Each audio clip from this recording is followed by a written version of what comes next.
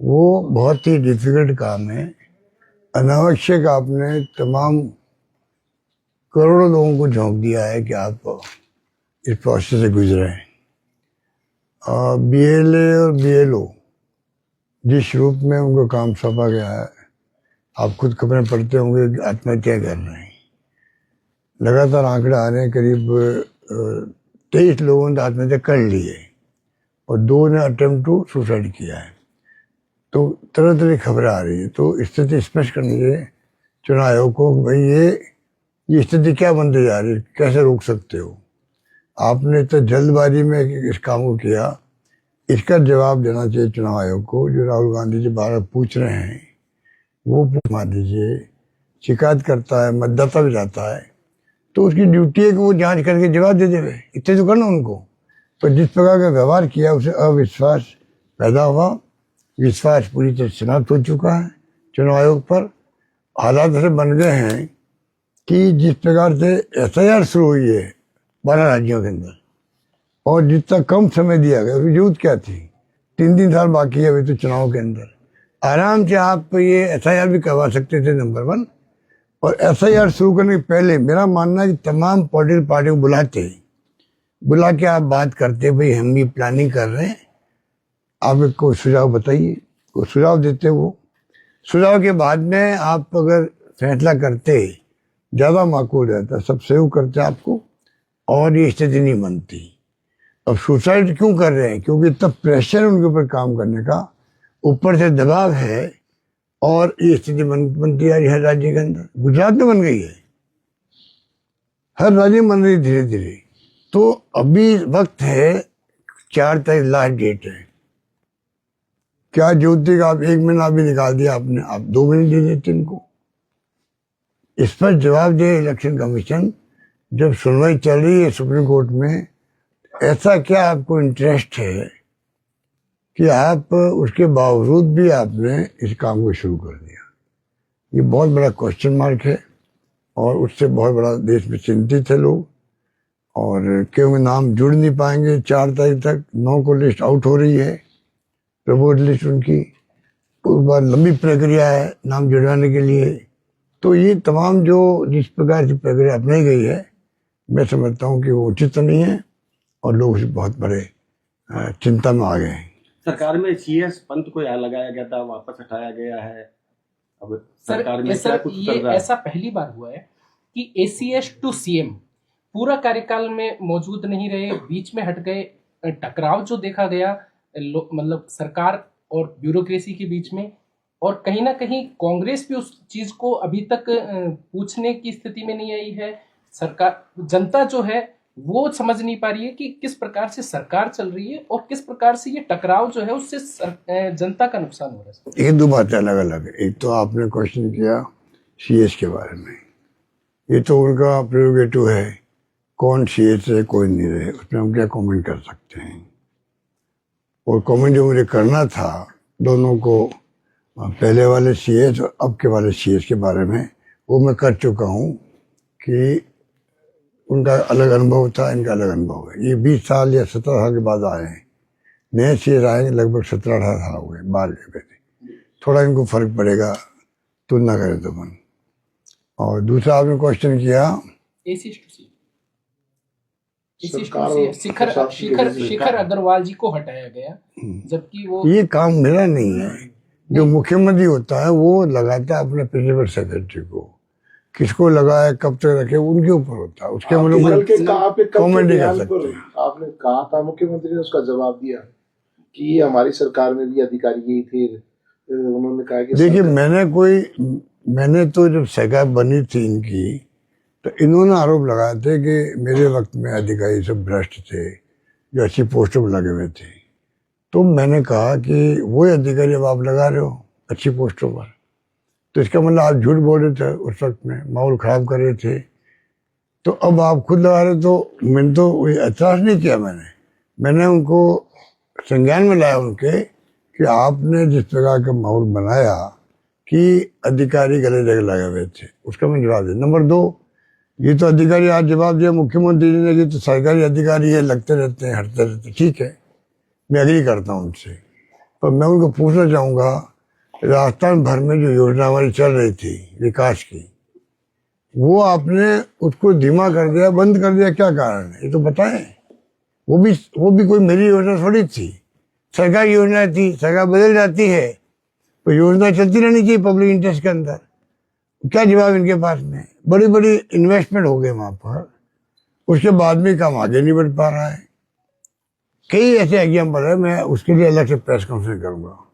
Sir एक तीसरी चीज, जल संसाधन मंत्री हैं सुरेश रावत, वो कह रहे हैं कि कांग्रेस विशेष रूप से प्रदेशाध्यक्ष धर्मांतरण को पूरे राजस्थान में बढ़ावा देने की कोशिश में लगे हुए हैं सरकार को अस्थिर करने के लिए। देखिए, ये तो इनका एजेंडा है, आरएसएस का, बीजेपी का। देश जानता, दुनिया जानती है, और वो खतरनाक एजेंडा है, इसमें कोई दो राय नहीं। इतने बड़े मुल्क के अंदर जहाँ अलग अलग धर्म के लोग रहते हो, अलग अलग भाषा बोलने वाले लोग रहते हो देश के अंदर, जो भाषा में समझ में आती नहीं, तेलुगु, तमिल, मलयालम, पंजाबी, गुजराती, मराठी, बंगाली, लिखा हुआ क्या है पढ़ नहीं सकते कोई, तभी मुल्क को एक रखा, अखंड रखा है। खालिस्तान नहीं बनने दिया। इंदिरा जी ने, जो प्राइम मिनिस्टर थी और जिसने बांग्लादेश आज़ाद करवा दिया, पाकिस्तान दो टुकड़े कर दिए, उनको साथ देनी पड़ी अपनी, वो शहीद हो गई। तो आज राजीव गांधी शहीद हो गए देश के लिए। तो ये जिस प्रकार से बोल रहे हैं, ये ध्रुवीकरण अपना में खतरनाक है, और इसलिए चिंता ही हमें होनी चाहिए, चिंता ही हमें होनी चाहिए। सर पूर्ववर्ती सरकार ने सीकर संभाग को नीम का थाना जिला बनाया था, जो कि वर्तमान सरकार ने उसको निरस्त किया। क्या कर सकते हैं इनका? कुछ समझ तो है नहीं किसी में, बिना समझ के सरकार चल रही है प्रदेश के अंदर, लोग दुखी हैं जहाँ जाते हैं। अब मैंने कई बार इनको कहा भाई कि ये हम लोग राजनीतिक आरोप नहीं हमारा, ये आरोप किसी गांव में भेज दीजिए। जब मैं कहता हूँ किसी गांव में भेज दीजिए, उसके मायने होते हैं। मैं ये नहीं कहता हूँ इस पंचायत में भेज दीजिए, राजस्थान में किसी गांव भेज दीजिए, आपको एक ही बात मिलेगी कि किसके बाद जहाँ शिकायत करने के लिए कोई सुनने वाला नहीं। करप्शन तो हद पार कर चुका प्रदेश के अंदर, कानून व्यवस्था इतनी चौपट हो चुकी है, एक्सीडेंट रोज हो रहे हैं, सड़कें टूटी फूटी पड़ी हुई है, खड्डे हो गए बड़े बड़े। अरे सड़कें बनाने में टाइम लगे, आपको खड्डे भरवा तो दीजिए, कम से कम एक अभियान शुरू कर दीजिए। जितनी सड़कों में खड्डे हैं, खड्डे भरने का अभियान शुरू करी सरकार, तभी लोगों को आराम मिल सकता। कुछ तो किसको कहें, स्थिति बड़ी नाजुक है। हमारी योजना बंद कर रहे हैं। अरे योजना सरकार की होती है, आपके जो अधिकारी सरकार के होते हैं, बदलते रहते हैं, कोई बात नहीं। हमारी योजना सरकार की होती है, उनको बंद क्यों करो? फिर आप बंद क्यों कर रहे हैं, तो जवाब दे। इवन लोग गरीबों के लिए राशन दे रहे थे, हम लोग ठेला दे रहे थे। अब सरकार बदल गई तो फोटो लगी थी अशोक गहलोत मुख्यमंत्री रूप में, वो हटा देते, आप अपनी फोटो लगा देते। उन गरीबों की स्कीम बंद क्यों किया आपने? तो जवाब है कि इनके पास में? तो ये जो स्थिति बना रखी इन्होंने, वो दुखद है कि स्वास्थ्य की योजना थी हमारी, घर घर में आराम था, इलाज का, फ्री मेडिसिन, फ्री ऑपरेशन, कमजोर कर दिया उसको। कंफ्यूज हो गए लोग। सरकारी कर्मचारी अधिकारी जो RGSS है, उसमें कंफ्यूज हो गए लोग। सब स्कीमों को इन्होंने बंद कर दिया या कमजोर कर दिया। पेमेंट तो हर वर्ग में अभी मैं आया, रास्ते में बाई रोड आया हूँ आपके सीकर में, शाहपुरा से। रास्ते में लोग मिले मुझे, कोई कह रहे 3 महीने से पेंशन नहीं मिली। एक तो व्यक्ति मिला बुजुर्ग आदमी से, 7 महीने पेंशन नहीं मिल रही। अब बताइए, पेंशन 3 महीने नहीं मिले।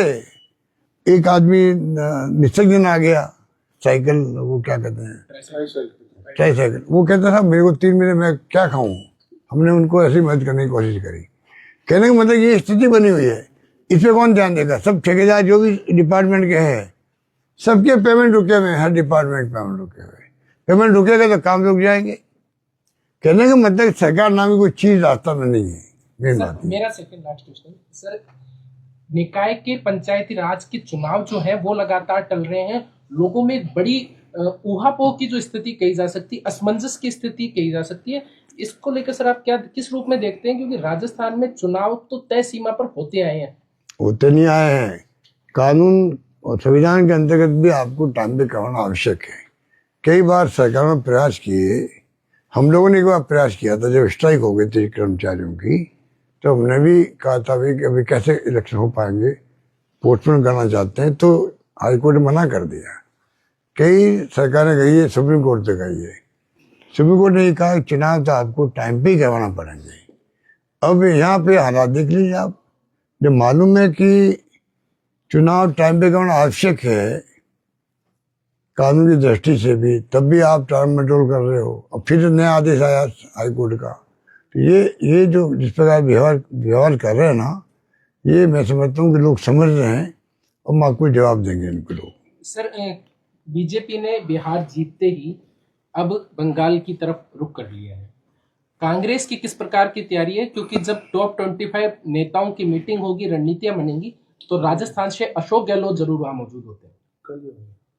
भैया मैं तो मेरे राजस्थान की बात करो मुझसे, तो ये तो कोई हाईकमांड के लोग आए आपके यहाँ, तो उनसे बात आप राजस्थान की बात कर रहे हैं। ये पहला मौका है कि कांग्रेस के अंदर जिला अध्यक्ष बनाए गए हैं और इतना होल्ला हुआ है।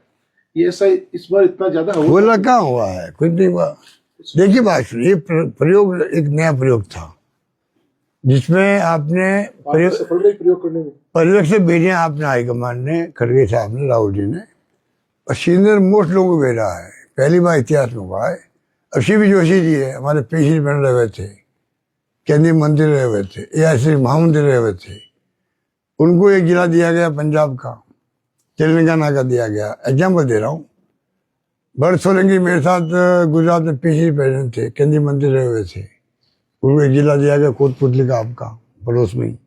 तो कहने का मतलब कि तमाम सीनियर लोग जो थे, जोधपुर में आए वो नेता प्रतिपक्ष थे उत्तराखंड के, जो जोधपुर गवर्नमेंट में आए थे, तमाम जगह सीनियर लोग गए, मेंबर पार्लियामेंट भी हो या अन्य लोग हो, उन सबको कहा गया भाई जाके आप वहाँ के जो लोकल जिले के अंदर हर ब्लॉक में जाओ, 6-7 दिन रहो वहाँ पर, और 5-6 नाम लेके आओ, फिर हम तय करेंगे भाई किस प्रकार से हम लोग फैसला करें। एक प्रयोग है पार्टी के इंटरेस्ट के अंदर। और उन्होंने भी कहा पर्यवेक्षकों को, आप वहाँ पे कोई सुविधा होटल की या गाड़ी की नहीं लोगे, किसी लोकल नेताओं से नहीं लेंगे, और किसी नेता के प्रभाव में आप नहीं आओगे। तो इसीलिए मैंने ट्वीट किया था कि मैं कोई राय अपनी कहीं नहीं दूंगा किसी जिले के अंदर, इंक्लूडिंग जोधपुर, और मैं दी नहीं राय। अब जब बन गए हैं, उन्होंने फैसले किए हैं, फैसले 100% तो कभी लोग उसको स्वीकार कर नहीं सकते। कुछ स्वीकार सक्सेस हुए सर नहीं, 100% तो कभी सक्सेस की बात कोई कह नहीं सकता, वो तो संभव नहीं है। कुछ तो शिकायत रह ही जाती है, कुछ इत्तेफाक भी नहीं होता किसी नाम पर, वो अलग बात है। पर मैं समझता हूँ एक प्रयोग हुआ, उसको हम सबको कोऑपरेट करना चाहिए कि जो हाईकमान ने फैसला कर लिया उसको हम सब कोऑपरेट करें जिला अध्यक्षों को, और जिला अध्यक्ष की ड्यूटी है को सबको साथ लेके चले, क्योंकि आज चुनौतियाँ बहुत बड़ी है देश के सामने। मेरा मानना है कि कांग्रेस की चुनौतियाँ जो है वो कांग्रेस ही निपट सकती है, नंबर 1। नंबर 2, इस देश को जरूरत कांग्रेस की है, मतलब कांग्रेस विचारधारा की देश को जरूरत है, देश को एक रखने के लिए, अखंड रखने के लिए। उसके लिए कांग्रेस में मजबूत होना आवश्यक है, और मजबूत होने के लिए तमाम मतभेद भूले लोग, कार्यकर्ता, नेता सब मिलकर काम करें, और किसी ढंग से देश के हित में अपना को समर्पित कर रही है। मेरा राहुल गांधी नए नए प्लान लेकर आते हैं, लेकिन फिर भी बिहार में तो करारी हार मिली है। ये तो चिंता लगी हुई है, वोट चोरी का नारा क्यों दिया उन्होंने? जो एग्जाम्पल दिए, 3 प्रेस कॉन्फ्रेंस करी है, क्यों करी है कि भाई आप ये चुनाव कैसे हो रहे हैं। हरियाणा के अंदर आंधी चल रही थी कांग्रेस की, चुनाव जीती बीजेपी। महाराष्ट्र में पूरी संभावना तो एनसीपी, शरद पवार, शिवसेना, कांग्रेस की थी। वहाँ 3 महीने पहले आप जीते हो भारी बहुमत से पार्लियामेंट चुनाव, जो मोदी जी खुद का चुनाव था पार्लियामेंट का, वहाँ तो जीती कांग्रेस, एनसीपी और शिवसेना। और 3 महीने बाद में आप साफ हो जाओ, पूरा देश सत्ते में आ गया। भाई इसका मतलब कहने की गड़बड़ हो रही है। देश के अंदर पहला मैसेज गया महाराष्ट्र से गया, पहले थोड़ा बहुत गया था हरियाणा से, बाद में गया महाराष्ट्र में। क्या हो गया? मतलब 3 महीने पहले आप वोट दे रहे हो मोदी के खिलाफ में, और 3 महीने बाद में मोदी के चेहरे पे इलेक्शन लड़ा गया वहां पर असेंबली का। उल्टा कर रहे हो आप, ये कैसे हो सकता है? और फिर बिहार में आपने देख ही लिया। इसलिए आज 14 तारीख जो रैली है